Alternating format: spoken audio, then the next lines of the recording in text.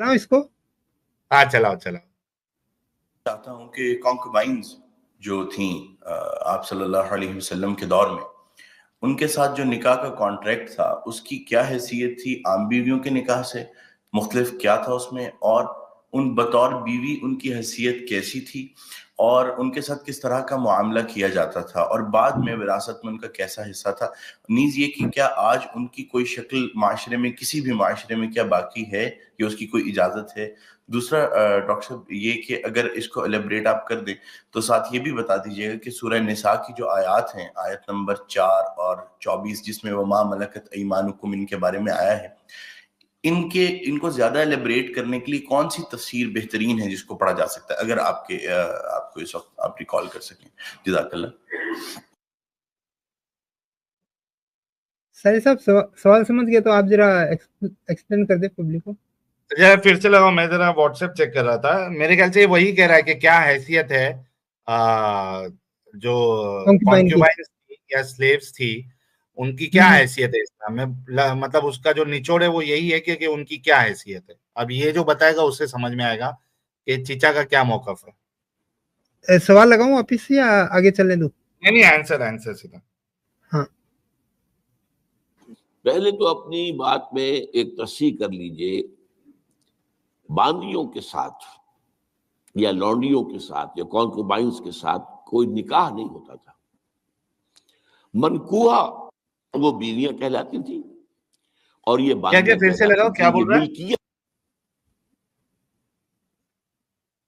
नहीं, start call कर सकें। जज़ाकल्लाह। कंप्लीट स्टार्ट से ना। मैं चाहता हूं कि कॉन्कुबाइंस जो थी इसका डॉक्टर इसरार अहमद साहब यहाँ से बोलना स्टार्ट कर रहे हैं, जिसको पढ़ा जा सकता है, अगर आपको इस वक्त आप रिकॉल कर सकें। जज़ाकल्लाह। पहले तो अपनी बात में एक तस्सीह कर लीजिए, बांदियों के साथ या लौंडियों के साथ या कॉन्कुबाइंस के साथ कोई निकाह नहीं होता था। कोई निकाह नहीं? क्या बोल रहा है? इसकी आवाज सुनने में नहीं आ रही है। हाँ, थोड़ी स्लो है, आप अपना लैपटॉप की आवाज फुल कर लें। ये वही बोल रहा है कि जो ये निकाह क्या कंपलसरी नहीं बोला, क्या बोला इसने? वही नहीं, सुनने में नहीं आया। निकाह की कोई वो नहीं है, शर्त नहीं है बोला क्या? फिर से थोड़ा लगाओ। हाँ, एग्जैक्टली वही बोल रहा है। लगाओ। हाँ, बांदियों के साथ या लौंडियों के साथ या कॉन्कुबाइंस के साथ कोई निकाह नहीं होता था। निकाह नहीं होता था? निकाह नहीं होता नहीं, ऐसा तो नहीं बोल सकता निकाह नहीं होता। निकाह शर्त नहीं है ये कह सकता है। निकाह नहीं होता था ऐसा नहीं बोल सकता, क्योंकि निकाह कर भी सकते हो आप। नहीं, निकाह नहीं हो सकता, इसी वजह से बोला। ये प्रॉपरली इसने बोला नहीं है। ठीक है, आगे सुनते, आगे क्या बोल रहा है। कॉल कर सकें। जज़ाकल्लाह। पहले तो अपनी बात में एक तस्सीह कर लीजिए, बांदियों के साथ या लौंडियों के साथ या कॉन्कुबाइंस के साथ कोई निकाह नहीं होता था। मनकूहा मतलब ये सूर्य मोमिनून वाली आयत 5 और 6 के ऊपर में ही बता रहा है। आगे सुनते हैं। निकाह नहीं होता था, मनकूहा बोलना कुछ चाह रहा है। हाँ, वो बीवियां कहलाती थी और ये बांदियां कहलाती थी। ये मिल्कियत होती थी, बीवी मिल्कियत नहीं होती। हाय हाय हाय। बीवी तो एक सोशल कॉन्ट्रैक्ट के तहत आपके साथ आती है, जिंदगी गुजारती है। उसकी मर्जी के बगैर उसका निकाह नहीं हो सकता, उसकी इजाजत से निकाह हुआ है। और बीवी जो है उसको यह हक भी हासिल है कि वो कभी चाहे तो आपसे सेपरेशन जो है वो हासिल कर ले। लेकिन ये जो मिल्कियत का तस्वुर है उसमें ये चीजें नहीं है, ना उसमें निकाह है, ना उसमें कोई विरासत का हिस्सा है, बल्कि वो तो खुद विरासत में मुंतकिल हो जाएंगी। अगर कोई शख्स जो है उसके कुछ बादियां थी तो उसके इंतकाल के बाद वो उसकी मिल्कियत उनकी जो है जैसे और प्रॉपर्टी जो है वो मुंतकिल होगी, औलाद कैसे हो जाएगी। वाह वाह वाह। मतलब ये कह रहा है कि भाई सबसे पहला तो इंपॉर्टेंट पॉइंट इसने ये रखा कि आप उसको बीवी नहीं कह सकते, ठीक है, क्योंकि वो आपकी प्रॉपर्टी है। बीवी को आप बेचते नहीं हो, वो आपकी प्रॉपर्टी नहीं है, ये एक प्रॉपर्टी। और इसने एक बात कही, इसमें देखिए इसमें क्या हो सकता है। इसमें ये इजाजत मिल सकती है, मान लो कि एक मुसल्टे के पास स्लेव है, फीमेल स्लेव है, अब वो मर गया, तीन लड़के उसके पास, 3 उसके पास फीमेल स्लेव है। अब वो मर गया, हाय हाय हाय। प्रॉपर्टी डिस्ट्रीब्यूट हुई, तो एक एक स्लेव एक एक लड़के को मिल गई। अब पहले बाप डिंगी डिंगी करता था तीनों के साथ, अब वो बेटे जिसके मिल्कियत में जो वाली स्लेव गई है, अब वो बेटा बेटा भी डिंगी डिंगी करेगा। इतना बुलशिट है इस्लाम। कौन कह रहा है ये चीचा कह रहे हैं, इसरार अहमद साहब। डॉक्टर इसरार अहमद साहब। यस, डॉक्टर इसरार अहमद। वो ट्रांसफर हो, प्रॉपर्टी ट्रांसफर हो जाएगी। पहले बाप पेलम पाली करता था, अब उसके बाद उसका बेटा पेलम पाली करेगा। This is Islam for you. मीठे मीठे प्यारे प्यारे इस्लामी भाइयों, ये है आपका इस्लाम। Shame shame shame shame shame shame shame, इतना गंदा। ये डॉक्टर इसरार अहमद साहब कह रहे हैं, मैं नहीं कह रहा हूं। ओके, आगे। तो पहली बात तो ये, चाहे अच्छी लगे चाहे बुरी, लेकिन आप इसको समझ लीजिए एज सच के जैसे वो था मामला। हमें उसके अंदर रुको जो है रुको रुको रुको वो रुको। क्या बोला उसने? अच्छी लगे या बुरी? क्योंकि इनको भी मालूम है कि ये बात जब आवाम को पता चलेगी तो वो बर्दाश्त नहीं कर पाएंगे। खुद मोमिनाएं जो है बर्दाश्त नहीं कर पाएंगे। और मैं आपको बड़ी जिम्मेदारी के साथ कहता हूं, मोस्टली जो एक्स मुस्लिम बनते हैं लोग, खास करके हमारे हिंदुस्तान से, पाकिस्तान से, वो कोई साइंटिफिक एरर्स देख के इस्लाम के एक्स मुस्लिम नहीं बनते वो। क्योंकि अक्सर लोगों को साइंस इतना नॉलेज नहीं होता, वो समझ भी नहीं पाते।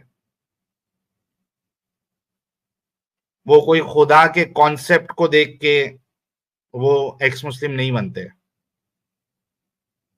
कुछ लोग होते हैं जो बहुत ज़हीन होते हैं, इंटेलिजेंट होते हैं, तो उनके लिए वो सारी चीजें मायने रखती हो कि भाई साइंटिफिक एरर्स भी है और हिस्टोरिकल एरर्स है, ये सारी चीजें हैं। लेकिन अक्सर लोग जो होते हैं इस्लाम से जो बाहर निकलते हैं, वो इन बातों के वजह से निकलते हैं। उसमें टॉप में है स्लेवरी, सेक्स स्लेवरी, और उसके बाद रसूलुल्लाह का पीडोफिलिया, फिर वुमेन स्टेटस भी है आहिस्ते नीचे जाते जाते, बट टॉप चीजों में ये सारी चीजें आती है। इसी वजह से चीचा क्या कह रहे हैं? चीचा तो अभी अल्लाह को प्यारे हो गए, लेकिन क्या कह रहे वो कि बात अच्छी लगे या बुरी, जो है वो है, जैसा था मैंने बता दिया। जी, आगे।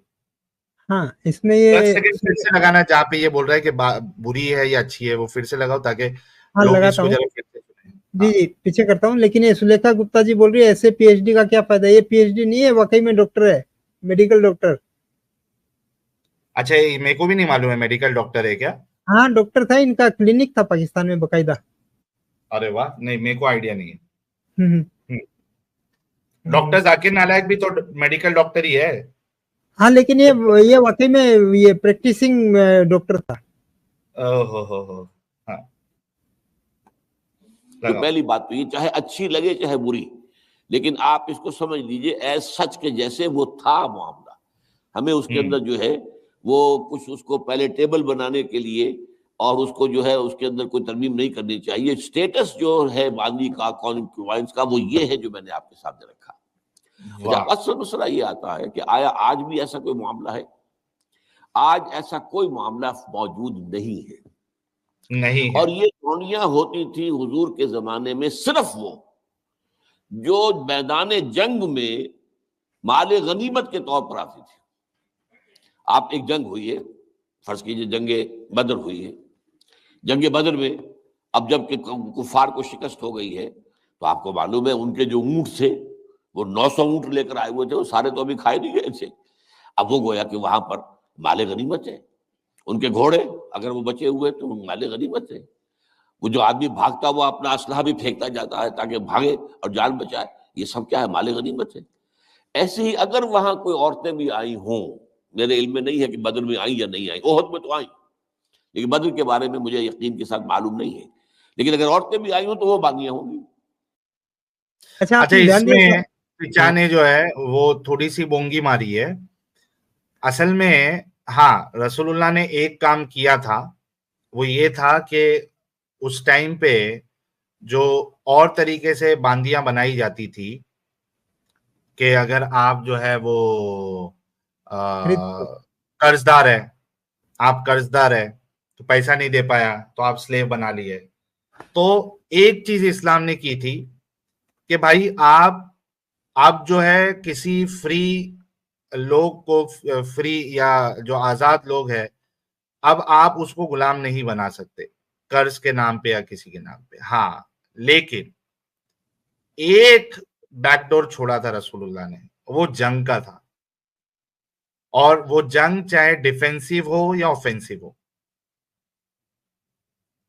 चाहे डिफेंसिव हो या ऑफेंसिव हो, एक छोड़ा था। दूसरी चीज, जो एग्जिस्टिंग स्लेव्स थी, चाहे वो जंग से मिली हुई हो, चाहे वो किसी ने उसको इस वजह से बनाया था क्योंकि उसने कर्ज वर्ज लिया था, वो नहीं दे पाई, अगर वो एग्जिस्टिंग स्लेव है तो वो स्लेव ही मानी जाएगी।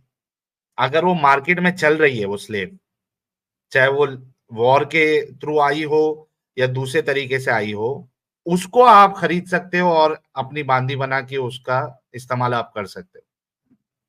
नए लोगों के लिए कैद लग गई कि भाई आप जो है वॉर में से ही बनाओगे।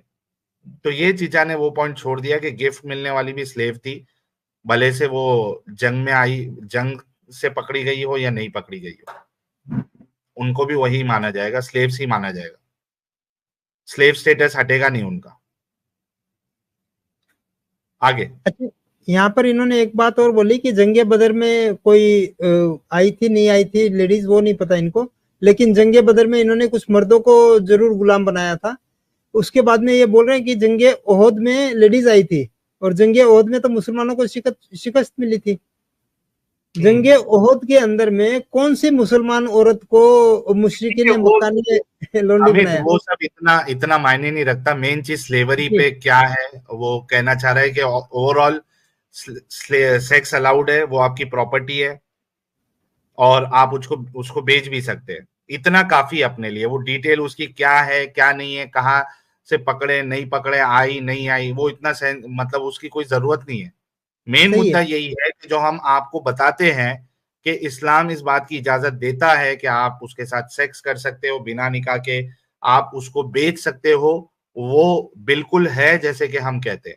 और आपके चाहे वो बरेलवी उलमा हो, सलफी उलमा हो, या फिर इस जैसे बीच वाले हो, नहीं ये देवबंदी भी नहीं है, बीच वाला है, तो ये बीच वाला आलिम हो, ये सारे के सारे लोग इस चीज को एक्नॉलेज करते हैं। हाँ, थोड़ा उसमें क्या कहते हैं, शुगर कोट करने की जरूर कोशिश करते हैं, बट ये सारी चीजें वो एक्नॉलेज करते हैं। शुगर कोट कैसे करेंगे, उनके भी हुकूक है, उनको वैसी खिलाओ जैसे तुम खाते हो, वैसी पिनाओ जैसे तुम पहनते हो, ये सारे डंगरपना, उसको जो है फ्री करो, ऐसा करो वैसा करो, ये सारे शुगर कोट करेंगे। लेकिन जो गलत चीज है वो तो है। जब ये मोमिन लोग इनका बयान सुनते हैं तब इनके दिमाग में नहीं आता क्या अपनी बहन अगर उधर रहती तो? हाँ, सही बात है, ये एकदम। नहीं तो यहाँ पे आके फिर बोलते हैं ना, फिर जवाब में तब्दीली आ जाती है उनके। अच्छा साहिल साहब, ये बीच में वही आप जो अभी बात बोले ना कि वो गिफ्ट करना है, वो उसने कफारा देना है, छोड़ना है, वही बात कर रहा है, तो वो उसको स्किप करके लास्ट का वापिस इसका मेन टॉपिक ले आता हूँ, दूसरा वाला सवाल। हाँ, उस वक्त मैं समझता हूं कि जरूरत पेश आएगी इस इंस्टीट्यूशन को इन्वोक करने की कि उस वक्त प्रिजनर्स ऑफ वॉर का मामला इस तौर से डील किया जाए। हाँ, इन्होंने एक बात यहाँ पर इतना कफारा और वो ये सब के अंदर में बीच में एक ये बात बोली कि प्रिजनर्स ऑफ वॉर जो होते थे उनको देख के ये इन्होंने गुलाम बनाया और धीरे धीरे उनको मुआशरे में सेट किया। अरे भाई, वही ये सारे बोंगियां ये सारे लोग देते हैं। मैंने बोला ना, उसके जब बता दिया गंदगी है तो उसके ऊपर लेप भी तो लगाना है ना, जी तो वो लेप नहीं, लगाने की आगे सब कोशिश करते हैं। यहाँ पर इसने एक क्या बात बोली थी कि एक बंदा जो जंगे कौन सी बदर के अंदर में भाग रहा है अपने हथियार छोड़ के, उसको गुलाम बनाने का भाई क्या मतलब है? वो तो अपने एरिया में जाके वापिस सेट हो सकता था ना। नहीं, वो आप इस वजह से, क्योंकि उस पे भी जलेबी बनेगी कि उसके वजह से बना लिया, क्योंकि वो फिर से जाके पूरा जो है फिर ना, से जाके करेगा। नया हाँ, इनके खिलाफ पूरा माहौल नहीं बना है। हाँ। तो ये प्रिजनर्स ऑफ वार की और बीच में वो कफारा देना है, छोड़ना है, वो बातें कर रहा है। अब ये लास्ट वाला और देख लेते, दूसरा सवाल का क्या जवाब दे रहा है। लेकिन उस वक्त तक किसी आजाद इंसान को पकड़कर गुलाम बना लेना बहुत बड़ा गुनाह है, ना काबिल माफी गुनाह है, किसी को हक हासिल नहीं है। ये जो अमेरिकन ले गए थे, आपको मालूम है, ये अफ्रीका के मगरबी साहिल के साथ साथ दूसरे लोग वहां से बुराई ये लोग किए लेकर तो गए हमारी बुराई पकड़ खत्म हो जाती है। अफ्रीकियों को, और वहां जाकर उन्हें गुलाम बनाया है और शरीफ तरीन जो है सख्तियों में उन्हें रखा है। ये मामला इस्लाम में न कभी हुआ है, न इसकी कोई इजाजत है। किसी गुलाम, किसी आजाद इंसान को पकड़कर जबरदस्ती गुलाम बना लेना, इसकी न कभी इजाजत रही है, न कभी होगी। अलबत्ता प्रिजनर्स ऑफ वॉर के मामले में ये शक्ल है जो इस्लाम में रही है, और हमें उसी तरीके से समझना चाहिए। चाहे ठीक है दुनिया उसके ऊपर फिक्र चुस्त कर देगी या कोई उसको कहेगी, पास बहुत सी चीजें हैं कि जो लोगों के आम जो मिजाज इस वक्त का है वो उसमें वो जरा आसानी से वो बात जो है उनके जहन के अंदर उतरती नहीं है। लेकिन we have to be faithful कि दीन की भाई आसानी से, ये मतलब ये उल्टा चोर कोतवाल को डांटे, ये वाला हिसाब हो गया। ये कह रहा है कि ये जो चीजें हैं, ये बातें जो है आज के लोगों को आसानी से उतरती नहीं है, समझ में नहीं आती है। अरे डंगर, तुम्हारा तो ऑलरेडी इंतकाल हो गया, तुम मर चुके हो, मैं क्या बोलूं। लेकिन बात यह है कि आसानी से तुम लोगों के भेजे में नहीं उतरती है बात, कि अगरचे कोई दूसरा गलत काम कर रहा था तो उसका एग्जाम्पल देकर आप अपनी गलतियों से जान नहीं छुड़ा सकते। आपने जो गलत किया है उस पे भी सवाल उठेगा, और आप लोगों को भी आसानी से समझ में नहीं आता है कि आपके रसूलुल्लाह ने भी ये जुल्म किया है लोगों के ऊपर, आप लोगों के सहाबाओं ने भी जुल्म किया है, उन्होंने भी वही गंदी हरकत की, थोड़ा 19-20 के फर्क के साथ।